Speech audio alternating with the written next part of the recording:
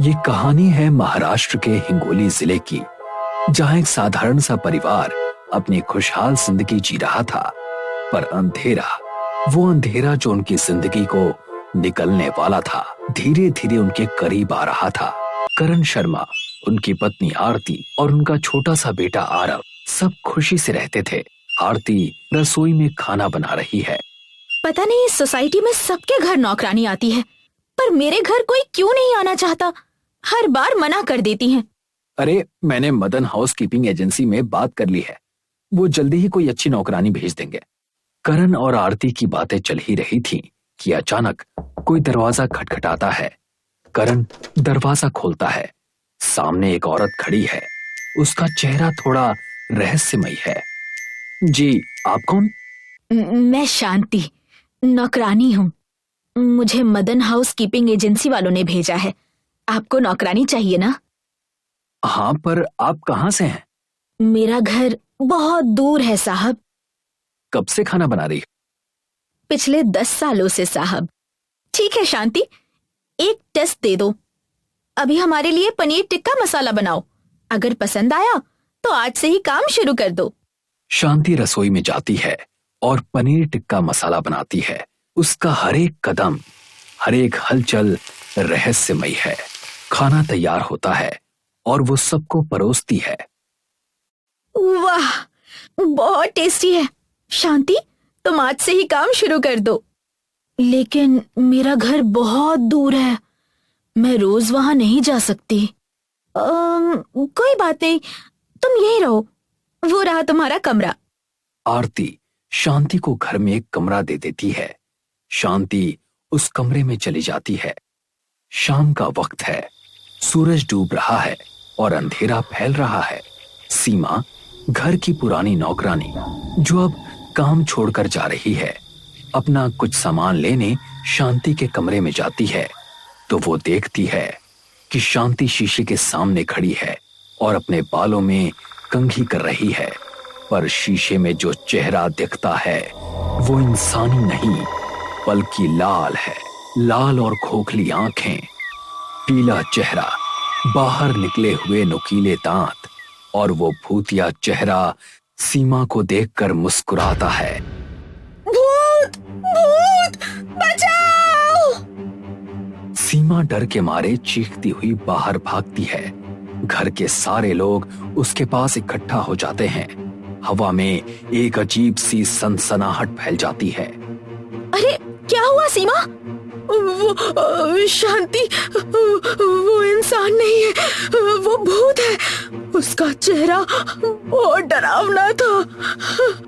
सीमा की बात सुनकर करण, आरती और बाकी लोग शांति के कमरे की ओर बढ़ते हैं, पर वहां शांति बस कंघी कर रही है। उसका चेहरा सामान्य है और कोई भूतिया निशान नहीं है। भूत! भूत! ये कैसे हो सकता है? अभी तो शीशे में उसका भूतिया चेहरा था। तुम काम छोड़कर जा रही हो, इसका मतलब ये नहीं कि दूसरों पर इल्जाम लगाओ। चुपचाप अपना सामान उठाओ और निकल जाओ यहाँ से। सीमा अपना सामान उठाती है और डरते डरते घर से निकल जाती है। वो एक सुनसान जंगल से गुजर रही है। शांति का भूतिया चेहरा बार बार उसकी आंखों के सामने आ रहा है। तभी उसे शांति की आवाज सुनाई देती है। सीमा! सीमा! ये तो शांति की आवाज है। सीमा डरते डरते पीछे मुड़कर देखती है, पर कोई नहीं होता। वो चारों ओर देखती है, लेकिन शांति कहीं नहीं होती। तभी एक भयानक आवाज गूंजती है। एक बार ऊपर देखो।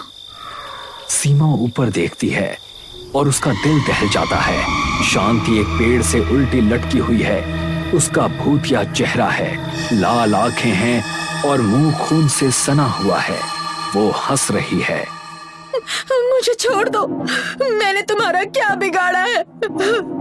तूने आरती को मेरे बारे में बताकर गलती कर दी, अब सजा भुगत। शांति सीमा का गला पकड़ती है, उसे हवा में घुमाती है। सीमा की आंखें बाहर निकल आती हैं और वो तड़पते हुए वहीं दम तोड़ देती है।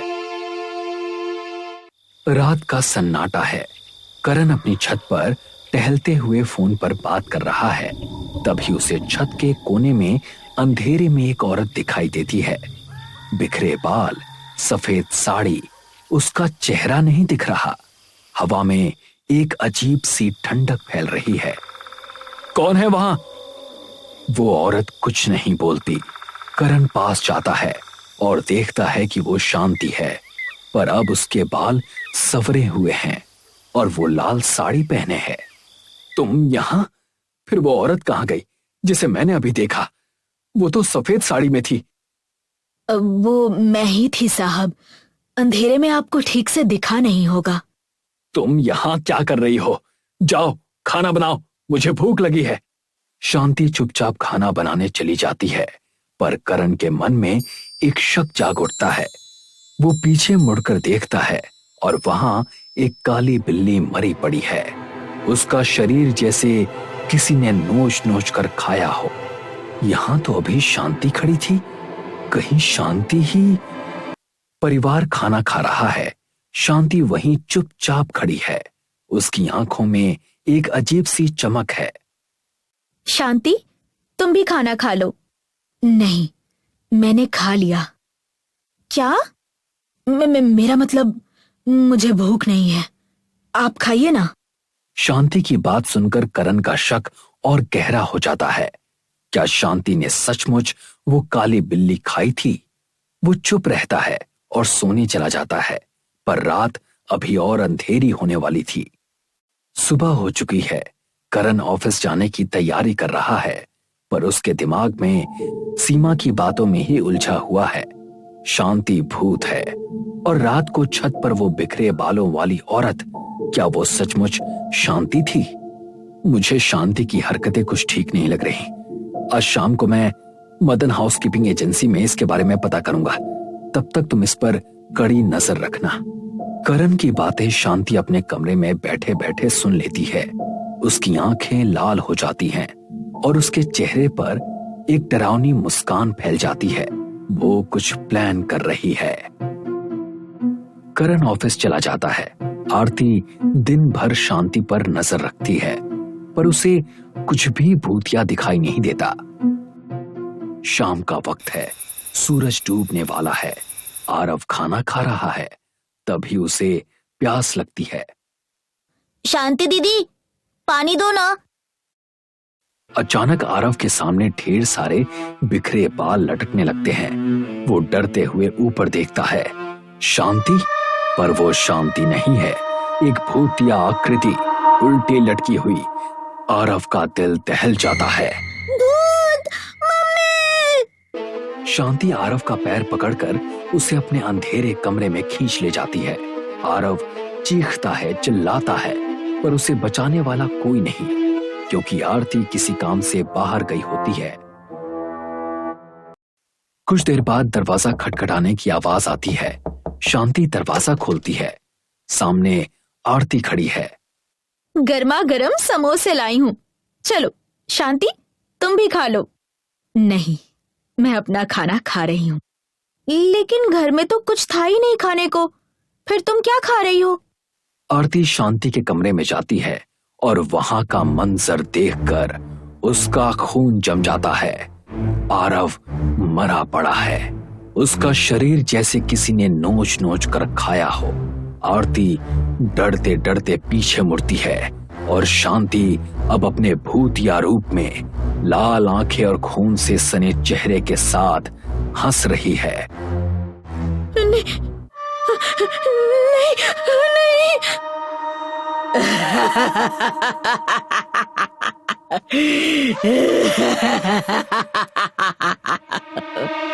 शांति आरती के शरीर में प्रवेश कर जाती है। आरती तड़पने लगती है और कुछ ही पल में उसके शरीर के टुकड़े टुकड़े हो जाते हैं। हाथ, पैर, सिर सब अलग अलग। करण ऑफिस से लौटते वक्त शांति के बारे में पता करने के लिए मदन हाउसकीपिंग एजेंसी पहुंचता है। वो वहां की एडमिन से बात करता है। नहीं साहब, हमने आपके घर कोई नौकरानी नहीं भेजी। फिर वो शांति कौन है? उसने तो कहा था कि आपने ही उसे भेजा है। आपको उसे काम पर रखने से पहले हमसे कंफर्म करना चाहिए था। करण का दिल जोर जोर से धड़कने लगता है। वो तेजी से घर की ओर भागता है। डर और बेचैनी उसे घेरे हुए है। वो घर पहुंचता है, दरवाजे की घंटी बजाता है। कुछ देर बाद शांति दरवाजा खोलती है। तुम कौन हो? सच सच बताओ, मुझे पता चल गया है, तुम्हें मदन हाउसकीपिंग वालों ने नहीं भेजा। कौन हो तुम? साहब, ये मैं बाद में बताऊंगी। आरती दीदी को किसी ने मार दिया और आरव को भी। वो देखो। क्या? करण देखता है कि आरती और आरव मरे पड़े हैं। उनके शरीर को देखकर ऐसा लग रहा है जैसे किसी ने उन्हें नोच नोच कर खाया हो। किसने मारा मेरी पत्नी और बच्चे को? ऊपर बैठा है, कमरे में। मैंने उसे बंद कर रखा है। करण गुस्से में ऊपर वाले कमरे की ओर भागता है। शांति उसके पीछे पीछे चलती है। वो दरवाजा खोलता है और देखता है कमरे में शांति ही बैठी हुई है, सिर झुकाए। करण डर के मारे पीछे मुड़ता है और पीछे भी शांति खड़ी है।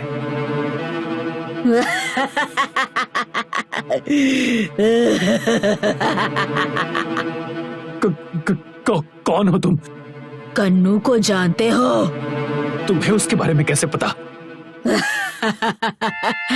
मैं अनु हूँ। अनु? तुम? हाँ, मैं। 10 साल पहले ही अपने हाथों से मार दिया था।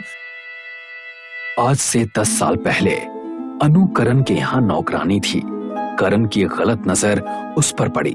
उसने अनु को शादी का झांसा दिया और उसके साथ संबंध बनाए और फिर एक दिन अनु गर्भवती हो गई। मैं गर्भवती हूँ, 7वां महीना चल रहा है। मैंने तो अपने बेटे का नाम भी सोच लिया है, करण और अनु, #कन्नू। ये सब तो ठीक है, पर तुम शादी कब करोगे? अनु हमेशा करण पर शादी का दबाव बनाती थी, पर करण उसे सिर्फ बहलाता रहा और एक दिन उसने अनु को छत से धक्का दे दिया और अनु मर गई। मेरे साथ साथ मेरा बच्चा भी मर रहा है। मैं जरूर लौटूंगी और तेरा और तेरे परिवार का नाश कर दूंगी। मैं लौट आई हूँ।